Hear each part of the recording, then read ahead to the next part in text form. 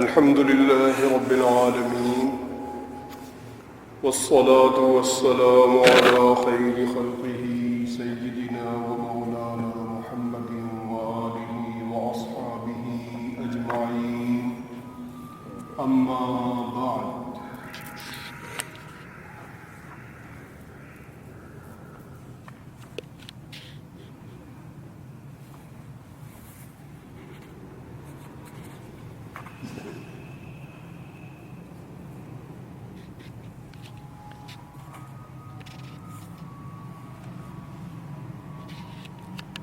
حضرت سیدنا عوف بن مالک رحمۃ اللہ علیہ رضی اللہ عنہ یہ غزوہ تبوک کے موقع پر دوران سفر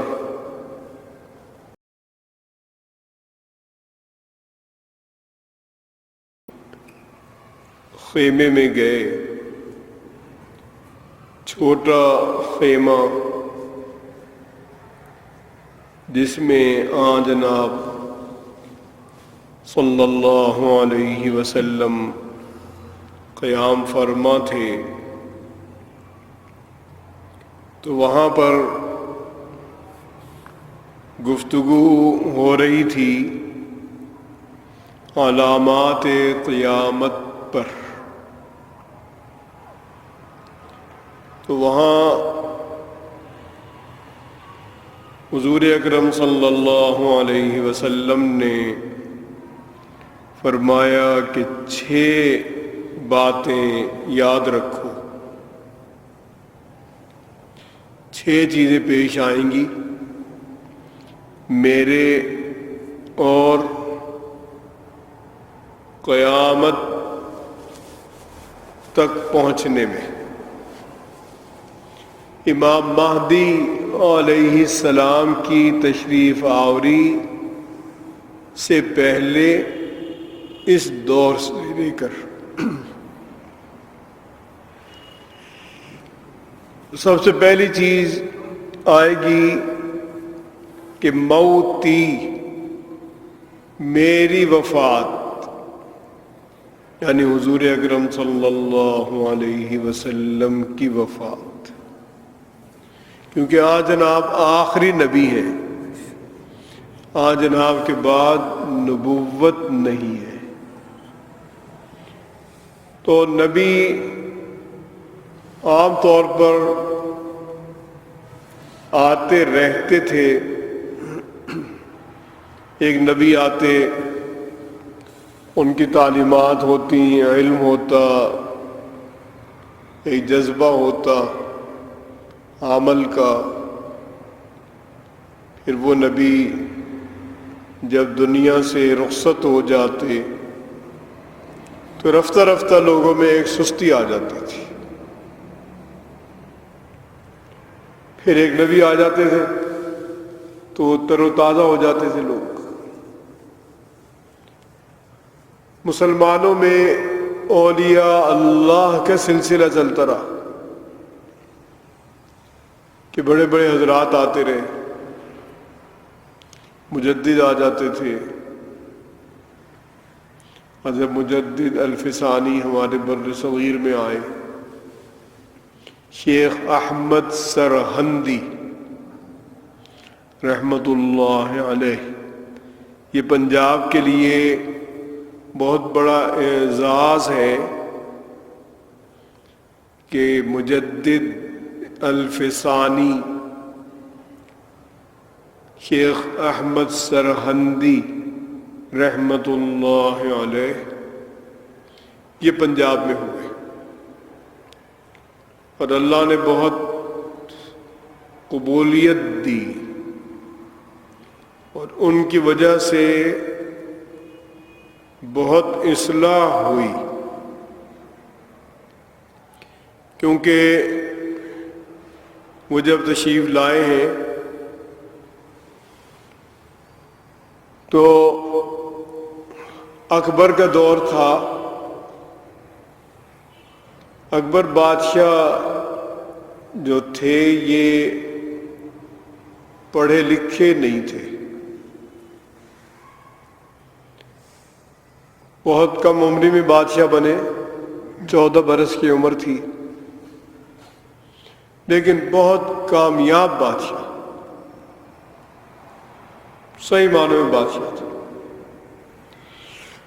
لیکن دین کے لحاظ سے وہ دانستہ طور پہ یا نادانستہ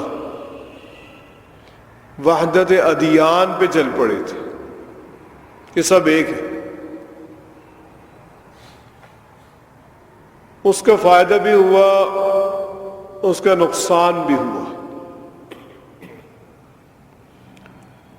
فائدہ یہ ہوا کہ جب انہوں نے وحدت ادیان کا نقطۂ نظر پیش کیا تو ہندوؤں اور مسلمانوں میں بے تکلف شادیاں شروع ہو گئیں۔ ان میں کیونکہ غلبہ مسلمانوں کا تھا، اگلی نسل مسلمان ہوئی، باپ ہندو تھا تب بھی اور ماں ہندنی تھی تب بھی۔ مسلمانوں کی تعداد بہت بڑھ گئی بغیر کسی مزاحمت کے۔ نقصان یہ ہوا کہ لوگ دین سے بہت دور چلے گئے، مضبوطوں کو سجدہ کر لیا، کوئی مزارات پہ چلے گئے، کوئی ادھر چلے گئے، کوئی ادھر چلے گئے، وہ دین پورا ہو گیا۔ لیکن حضرت مجدد صاحب رحمۃ اللہ علیہ تشریف لائے تو انہوں نے بادشاہ کی اصلاح پہ توجہ کی اور بہت حد تک کامیاب رہے۔ ایک جملہ ہے ان کا جس کو کہا جاتا ہے کہ وہ الہامی جملہ تھا۔ جملہ سادہ سا ہے،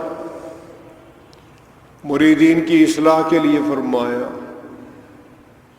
اور وہ جملہ یہ تھا کہ تم میں کوئی آدمی اس وقت تک کمال کو نہیں پہنچ سکتا جب تک وہ اپنے آپ کو فرنگی کافر سے بھی کمتر نہ سمجھے۔ تو اس زمانے میں انگریزوں کا آنا شروع ہوا تھا، لیکن تاجر کے طور پر، کیونکہ یہ آنے شروع ہو گئے تھے، تو جو انہوں نے کافر فرنگ کا لفظ استعمال کیا، یعنی سب سے قابل نفرت چیز بتلا دی۔ اس کو کہتے ہیں یہ ایک الہامی جملہ تھا، اور انہوں نے تنبیہ کر دی تھی کہ یہ سب سے برے کافر ہیں۔ اپنے آپ کو اس لحاظ سے تو ہر آدمی کمتر سمجھے کہ اللہ جانتے ہیں خاتمہ ایمان پہ ہوگا یا خدا نہ کرے نہیں ہوگا، کسی کے پاس گارنٹی کوئی نہیں۔ ایک صاحب تھے، ہمارے والد صاحب کے دوست تھے، ان کی خدمت میں تشریف لائے تو وہ ان کی دکان تھی، ٹین کا کاروبار تھا، بڑے کاروباری لوگوں میں تھے۔ وہ بتلانے لگے کہ میرا ایک دوست ہے، وہ بھی کاروباری ہے، بیمار ہو گیا، کئی مہینوں بعد دکان پہ آیا، آ کے ان کو بتلایا کہ دیکھو کلمہ بھی آدمی اپنے ارادے سے نہیں پڑھ سکتا، وہی توفیق دے گا تو پڑھا جائے گا۔ اور اس نے اپنا بتلایا کہ مجھے بیماری میں ایک موقع ایسا آیا کہ میں سمجھا کہ نزع ہے، اور میں نے بڑی کوشش کی کہ کلمہ پڑھوں، کلمہ نہیں پڑھا گیا، بے بس ہو گیا، زبان نہیں چلی۔ تو کلمہ اور آخرت یعنی خاتمہ ایمان پر یہ اللہ کی توفیق سے، خدا نہ کرے نہ ہو تو ہم ان کافروں سے بھی بدتر سے بھی بدتر ہیں۔ تو انہوں نے اس طرف تعلیم دی کہ تم اپنے آپ کو کوئی تکبر میں نہ آئے، خاتمہ ایمان پہ نہیں ہوگا تو تم کافر فرنگ سے بھی بدتر، بہت برے، کل الویل، ہر بربادی ہے پھر۔ تو حضور اکرم صلی اللہ علیہ وسلم کی وفات قیامت کے قریب تر ہونے کی نشانی تھی، کیونکہ آخری نبی نے آنا، ان کی امت نے آنا، ایک دورانیہ گزارنا، پھر قیامت۔ ایک چیز یہ ہوگی کہ بیت المقدس فتح ہو جائے گا، جو اس زمانے میں فرمایا جب ابھی کنٹرول ہی نہیں ہو رہا تھا حالات پہ، کیا ہوتا ہے کیا نہیں ہوتا، لیکن بتا دیا کہ بیت المقدس فتح ہو جائے گا، اور سیدنا عمر رضی اللہ عنہ کے دور میں فتح ہو گیا، اور حضرت عمر رضی اللہ عنہ کے ہاتھوں فتح ہوا، کیونکہ جب بیت المقدس گئے ہیں دورے پر تو اونٹ کا سفر تھا، خادم سے طے کیا کچھ میل، مثلا 2 میل 3 میل، کہ تم نکیر پکڑ کے چلو گے، میں اونٹ پہ بیٹھوں گا، پھر میں چلوں گا تم اونٹ پہ بیٹھو گے، جب سفر ہے تو برابر ہے۔ اتفاق ایسا ہوا کہ جب بیت المقدس میں داخلے کی باری تھی تو حضرت عمر کی باری تھی نکیل پکڑ کے چلنے کی، خادم کی باری تھی اونٹ پہ بیٹھنے کی۔ خادم نے بڑا اصرار کیا کہ جناب یہاں رومی سلطنت ہے، یہاں بادشاہت کے بڑا پروٹوکول ہے، آپ امیر المومنین ہیں، آپ اونٹ پہ بیٹھے، میں آپ کو لے کے چلوں گا، اپنی خوشی سے باری دے رہا ہوں۔ فرمایا نہیں، ایسے ہی جانا۔ تو چمڑے کے موزے تھے وہ کندھے پہ رکھے، اونٹ کی نکیل پکڑی، بیت المقدس میں داخل۔ وہاں جو کفار تھے، عیسائی تھے،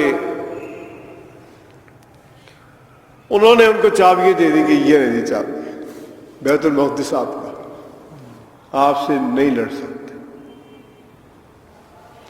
اور انہوں نے بتایا کہ ہمیں ہمارے مذہبی کاہنوں نے یہ بات بتلا دی تھی کہ ان خصلتوں کا ایک بادشاہ آئے گا اور وہ اونٹ کی نکیل پکڑ کے آئے گا، اس کا خادم اس وقت سوار ہوگا۔ تو اللہ تعالیٰ نے وہ بھی دے دیا۔ تیسری چیز بتائی کہ ایک جان لیوا بیماری آئے گی،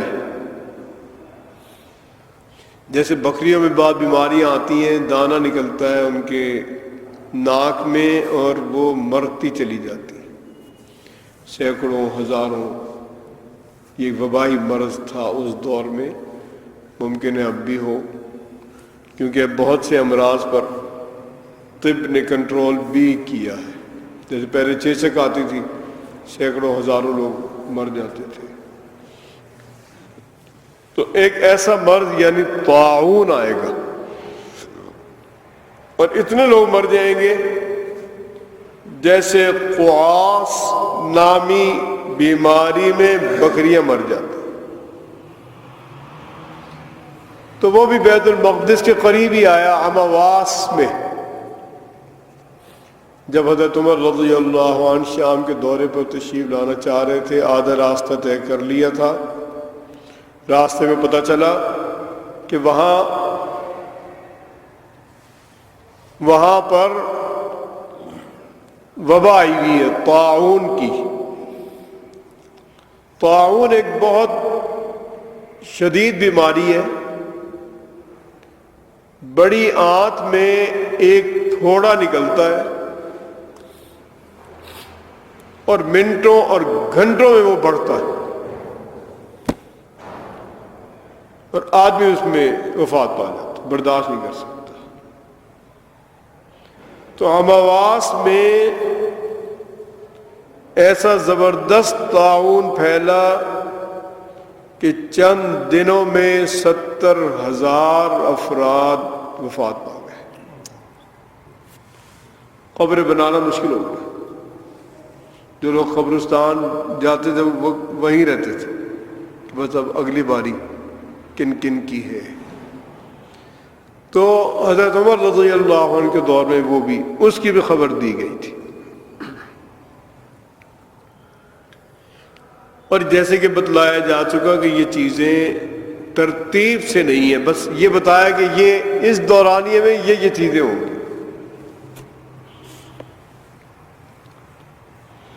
چوتھی چیز بتلائی کہ مال بہت پھیل جائے گا، یہاں تک کہ اس قدر تمول آئے گا کہ اگر کسی کو 100 دینار بھی دیں گے، اور 1 دینار 4.5 ماشے سونے کا ہوتا تھا، تو وہ اس سے کچھ نہیں سمجھے گا، بلکہ غصہ کرے گا کہ مجھے کیا دیا.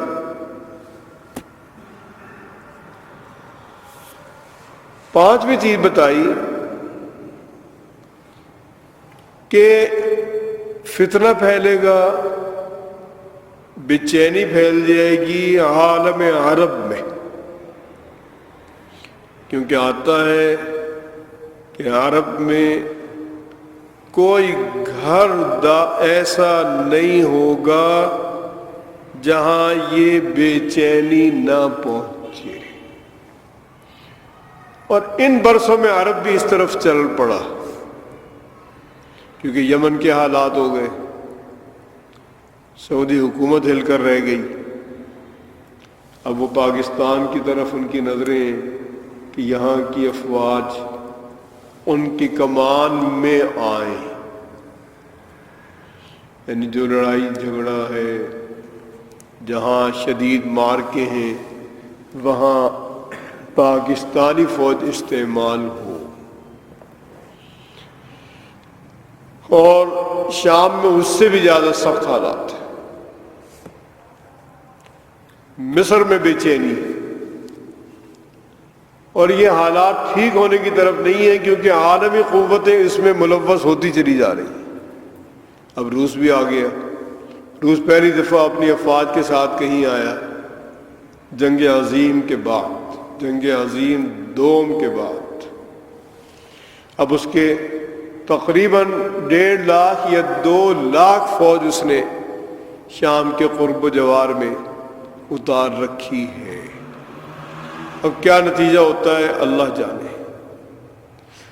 ایک چیز یہ بتلائی کہ تم میں صلح ہوگی، تم میں اور عیسائیوں میں، رومیوں میں. رومیوں کا لفظ عام طور پر عیسائیوں کے لیے آتا ہے، کیونکہ سلطنت روم نمائندہ تھی عیسائیت کی. روم میں رومیوں کے ساتھ صلح ہوگی، پھر وہ عہد شکنی کر دیں گے، غداری کر دیں گے. اور وہ یہ ہوگا کہ امام مہدی علیہ السلام کی تشریف آوری سے پہلے ایک لمبی جنگ ہوگی. اس جنگ میں ایک مرحلہ ایسا بھی آئے گا کہ جہاں مسلمان اور عیسائی مل کر ایک تیسری قوت سے لڑیں گے. وہ قوت کون ہوگی ابھی تک اس کا تعین نہیں ہے، لیکن آتا ہے کہ وہ چپٹے چہرے ہوں گے اور چھوٹی چھوٹی آنکھیں ہوں گی، چپٹی ناک ہوگی. تو بظاہر یہ لگتا ہے کہ وسطی ایشیا یا چین، لیکن تعین نہیں کر سکتے حتمی، تو ایک جنگ ہوگی جس میں مسلمان اور عیسائی، اور موجودہ دور میں عیسائیت کی نمائندہ قوت یورپ ہے، برطانیہ، فرانس، بیلجیم، تو یہ ایک طرف ہوں گے مسلمانوں کے ساتھ، اور ایک طرف کوئی اور قوت ہوگی۔ تو جب لڑنے کے لیے مسلمان ہوں گے، اور بظاہر موجودہ حالات کے مطابق ٹیکنالوجی اور اسلحہ یہ عیسائیوں کے پاس ہے، تو یہ اس بے جگری سے لڑیں گے کہ اس قوت کو زیر کر دیں گے، شکست دے دیں گے۔ شکست کے بعد پھر ان کی غداری یہ ہوگی کہ ایک جگہ مسلمانوں اور عیسائیوں کی بحث ہوگی، جیسے فوجی چھاونی میں کوئی بحث ہوگی۔ مسلمان کہیں گے کہ یہ ہماری وجہ سے فتح ہوئی، لڑے ہم ہیں، اور جو وہاں عیسائی ہوں گے وہ کہیں گے کہ فتح ہوئی صلیب کی وجہ سے، اور وہ صلیب اٹھائے گا اور اس کو بلند کرے گا۔ تو مسلمان اس سے صلیب چھینے گا اور اس کو پرکھ کے توڑے گا۔ اب یہ واقعہ انفرادی ہوگا، اجتماعی نہیں ہوگا، لیکن اس کے بہانے وہ سب معاہدات توڑ دیں گے اور مسلمانوں کے قتل پہ لگ جائیں گے، اور مسلمانوں کا بہت بڑا نقصان ہوگا۔ اس کے بعد پھر یہ جو رومی ہیں، یہ مسلمانوں کے پر جو حملہ آور ہوں گے، تو 80 لشکر ہوں گے ان کے، اور ہر لشکر میں 12,000 سپاہی ہوں گے۔ اتنے بڑے لشکر، یعنی تقریباً 10 لاکھ کی فوج کے ساتھ یہ مسلمانوں کو گھیریں گے۔ تو یہ 6 چیزیں بتلائیں۔ اس کے بعد پھر امام مہدی کا ظہور ہو جائے گا، اور پھر غیبی مدد شروع ہو جائے گی، کیونکہ قسطنطینیہ امام فتح کریں گے، اور قسطنطینیہ میں اتنا بڑا نقصان ہوگا کہ نہ کوئی ورثہ لینے والا ہوگا، نہ مال غنیمت دینے والا ہوگا، کیونکہ 100 میں 95 لوگ مارے جائیں گے، 98 مارے جائیں گے، 99 مارے جائیں گے، لیکن مسلمان پیچھے نہیں ہٹیں گے۔ چوتھے مرحلے میں جا کے فتح ہوگی۔ 3 مرحلوں میں اتنا نقصان ہو چکے گا جس کو سوچا نہیں جا سکتا۔ تو اللہ تعالی ہم سب کو اپنی امان نصیب فرمائیں، برے حالات میں ثابت قدمی دیں، فتنوں سے محفوظ رکھیں، اپنی عافیت سے نوازیں۔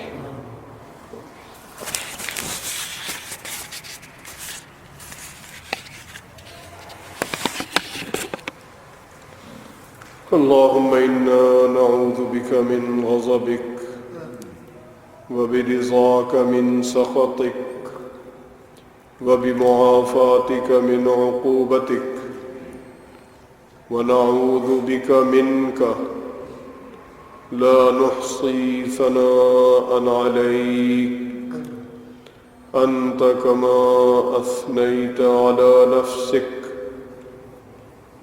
اللهم صل على سيدنا ومولانا محمد وآله وصحبه وبارك وسلم كما تحب وترضى عدد ما تحب وترضى۔